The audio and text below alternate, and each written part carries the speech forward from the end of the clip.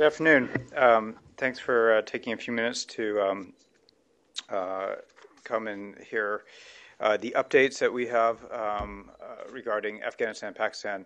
I just wanted to make sure that I could help to answer any questions that the press may have, given that I've just returned from over 2 weeks in Kabul, where we were there to witness the signing of the political agreement between President-elect Dr. Ghani and Dr. Abdullah. We really commend both leaders for taking this very, very important step for Afghanistan. We firmly believe, as does seemingly the entire rest of the international community, that this presents really the best opportunity for a long-term, stable future for Afghanistan. One that focuses, as both candidates have done through the course of the campaign, on a reform agenda, one that provides for inclusivity and representation of all Afghans within the new government, and one that honors the millions of votes that were cast by Afghans for change and stability within their country. And so we believe it's in the best interests of Afghans, and we strongly support this and look forward to continuing to play a very robust role in facilitating and supporting this new Afghan government. I look forward to your questions on that. We're not trying in any way to minimize or sugarcoat the many hurdles that remain. Afghanistan is grappling with a range of interlocking transitions: the political transition, the security transition, its economic transition, and there's much that will continue to need to be worked out in this agreement, which we fully recognize. But the fact that these two leaders have come together and really delivered this in the best interests of the Afghan people is one that we want to keep the focus on and continue to support. And I think that the very welcome, tangible steps that have been taken since the agreement signing on Sunday are also significant. And both in Dr. Abdullah's speech today, where he noted very specifically that this government of national unity represents the votes of all Afghans, is very important. Similarly, Dr. Ghani's speech from several days ago. So the fact that they are taking these concrete steps to ensure that this government is effective and functional from its very first days, that they're planning the inauguration for next Monday, and we look forward to continued engagement with them. I did not have a chance to go to Pakistan on my most recent travels to Afghanistan, but look forward to getting there soon. And we're very pleased to welcome Prime Minister Sharif to New York. And we have a series of engagements with him and with his senior leadership in the Pakistani government over the course of the next few days, including Vice President Biden having a bilateral meeting with the Prime Minister tomorrow. So we look forward to touching base with him and continuing to further and strengthen the very comprehensive, critical bilateral relationship that the U.S. and Pakistan have.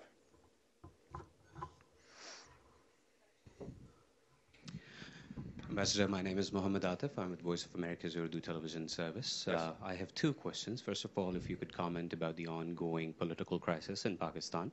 And secondly, President Karzai's allegation towards U.S. and Pakistan for the Taliban-led insurgency and the way he criticized Pakistan and the United States. Thank you. With regard to the protests that have been ongoing in Pakistan, although appear to be, they certainly appear to be drawing far fewer people at this point, and so we'll have to see what continues to happen with them in the coming days and weeks. But as we've said, kind of throughout this process, that we we believe all parties should work together to resolve their differences through peaceful dialogue in ways that strengthen Pakistan's democracy and rule of law. We've always strongly opposed any efforts to impose extra constitutional changes to the democratic system, and we've been closely monitoring the demonstrations through our embassy and with others, but encouraging all sides to refrain from violence, to exercise restraint, and to respect the rule of law. So peaceful protests, as we know from the U.S. example, and freedom of expression are very important aspects of democracy. And we've seen the numerous reports through our embassy's engagement that there have been many efforts, obviously, to resolve the current situation.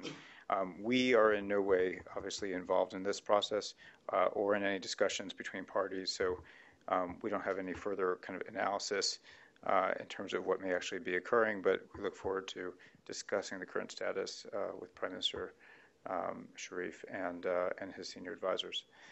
With regard to President Karzai's statements yesterday, we give great credit to what President Karzai has contributed to over the course of the last 13 years in Afghanistan, the stability that he's helped to ensure, and to the very significant strides that Afghanistan has taken in a range of issues on social services, on media rights, on the role of women. And what we're looking forward to now is working very closely with the next government that will be in place within a week, and ensuring that those rights and those gains are solidified and strengthened. So we're really seeking to continue to build on what he helped to establish. Let's take one more question in New York.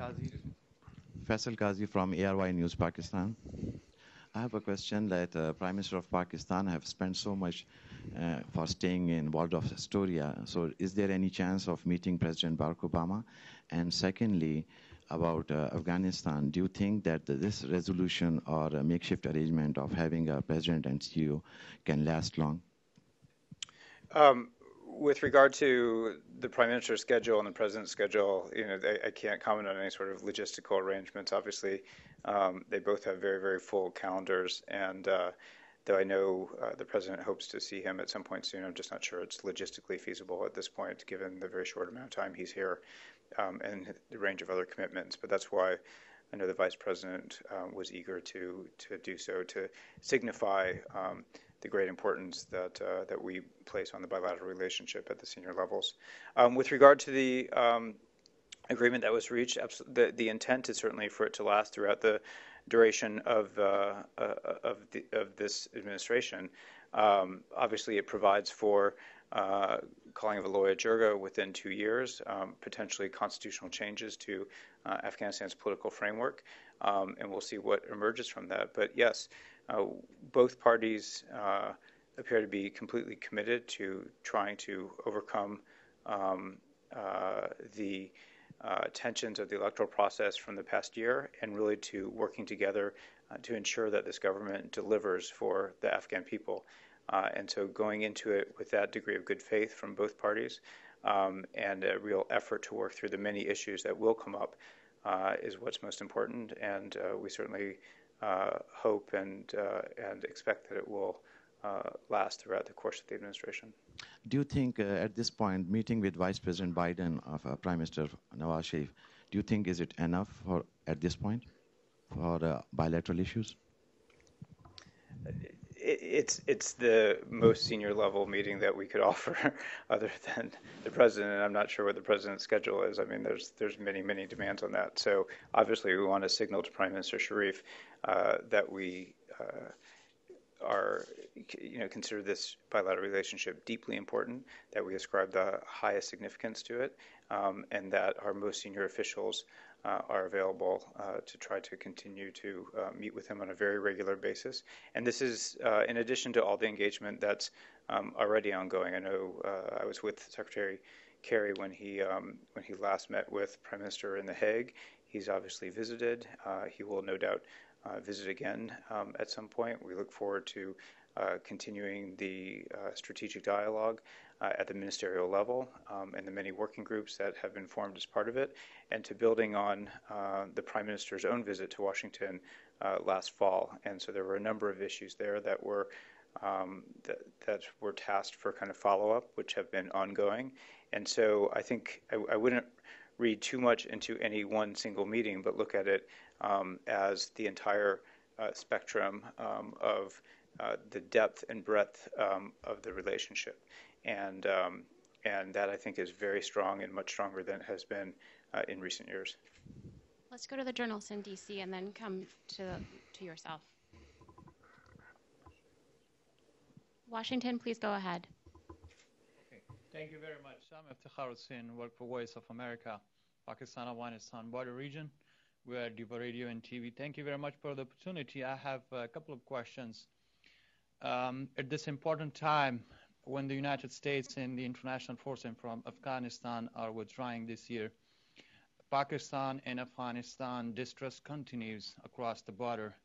I just wonder how the United States is reflecting this distrust to bring them together on the same page in its policies. And the second question is, given the Karzai legacy, the frustration with the United States and Pakistan, this agreement is, people think in Afghanistan, that has been done for sharing power between two candidates. It's not the verdict of the people of Afghanistan. And you also referred to it that you will not sugarcoat the difficulties ahead. How the United States plan to work ahead at this difficult time when this is considered one of the fragile agreement given the power sharing in Afghanistan? Have time and could comment on the Pakistan military operation in North Waziristan, especially the questions being raised at the good Taliban and the bad Taliban. With regard to border issues, or actually the far broader bilateral relationship between Afghanistan and Pakistan, I think the beginning of a new administration in Afghanistan provides an ideal opportunity to try to reframe that narrative and work towards much broader coordination and cooperation. There are many, many opportunities here, and obviously there are significant issues that Afghanistan and Pakistan need to work directly with each other on, from security-related issues to refugee issues to economic and trade issues. And through a continued effort to bring those two nations together, I think there will be great dividends for the people of both countries. So I would look at this as a way to try to build and renew that relationship. And it could provide some great opportunities that will ultimately have benefits for the Pakistani people as well as the Afghan people.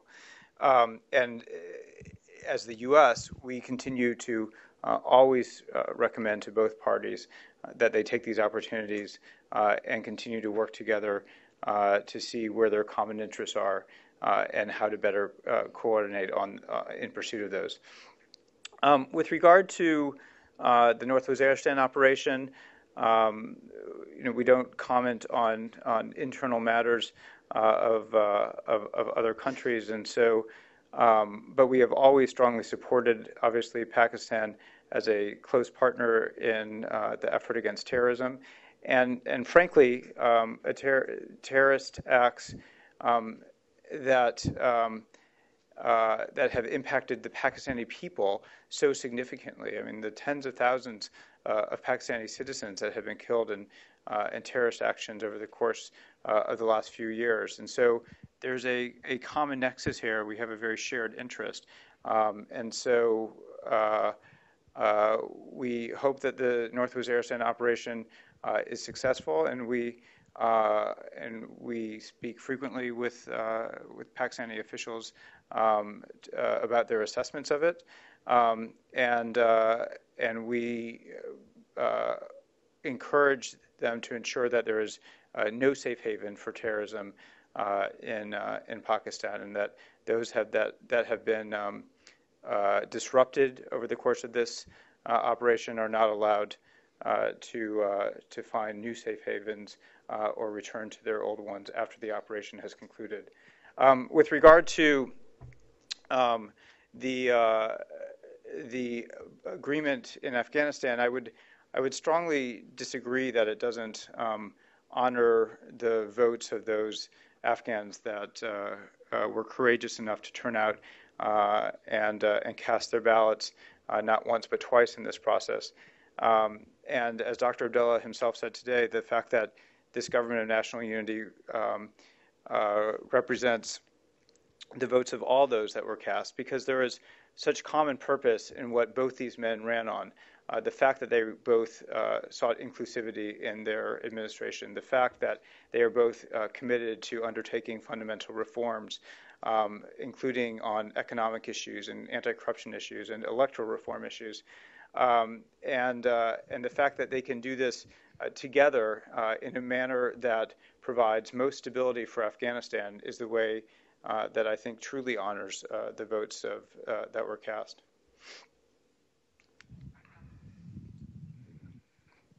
Thank you so much. My name is Nazira Azim Karimi. I'm correspondent for Ariana Television Network from Afghanistan. Thank you so much for your time. As they mentioned, my question, as any link and connect with those questions, nowadays, Pakistan still continue to fire rocket toward Afghanistan in this sensitive time. As you mentioned that you met with Mr. Nawaz Sharif, we discussed, because people in Afghanistan, they're really tired about it. And the second question, some of the experts that I interviewed with them, they're concerned about the United States decision that they are pulling out their soldiers in Afghanistan. Do you think that it's fair time to pulling out the soldier? Because the experts say it's not fair time. And the next question, if you have time, what will be the U.S. commitment toward Afghanistan after 2014? Thank you so much. On the question about Pakistan Central, we have not yet met with Prime Minister Sharif. The meeting with Vice President is tomorrow, and I'm sure that as part of the very comprehensive bilateral relationship we have with them, with Pakistan, we'll be talking about the full range of issues, including regional security issues and regional relationships. And so, as part of that, the Afghan-Pakistani relationship is key to that. As we said, kind of numerous times, we will continue to encourage and support and help to facilitate, if it's helpful, continued and increased discussions between Afghanistan and Pakistan on the whole range of issues, on security-related issues, on economic and trade-related issues, on political issues. And so there's a very rich agenda that can be discussed, and I think that this, the opportunity of a new administration hopefully provides that. And so we hope that they can continue to strengthen their own bilateral relationship in the interests of the Afghan and Pakistani people. With regard to the troop decision, the Afghan National Security Forces have already been doing a quite remarkable job in securing Afghanistan over the course of the last year or more, since they've had lead security responsibility.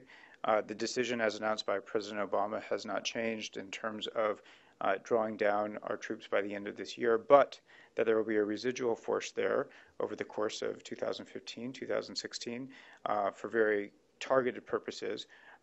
Two in particular, one of which is the continuing training and advising and assisting of the ANSF to continue to ensure that they are able to operate as effectively as they have been to date. The other for counterterrorism purposes. And so we'll have to see what happens over the course of these next few years. That's not a decision that is being revisited at this point, but it's one that's been taken in a very considered manner in conjunction with the rest of the international community that's also involved there, as per the most recent NATO summit in Wales just recently, and with the Afghans. And so, given the recommitments by NATO just a month ago, and given the commitments by the U.S., we have full confidence in the abilities of the ANSF and others to continue to provide stability for their country. In terms of U.S. commitments to Afghanistan, particularly in light of this decision on government of national unity. As we've said repeatedly, we look forward to finding ways that we can continue to facilitate and help to support this new government. There's a range of challenges that they'll have, and we look forward really to hearing from the government in its early days about what its key priorities are, where its reform agenda is, and what they need from the rest of the international community, and to engaging very intensively with them on those issues. So there will be a range of opportunities, including at the upcoming London Ministerial, to assess what Afghanistan's own needs are as presented by the new government, and then to work with the rest of the international community that's been engaged for so long in helping to ensure that the trajectory that Afghanistan has in front of it is as stable as possible.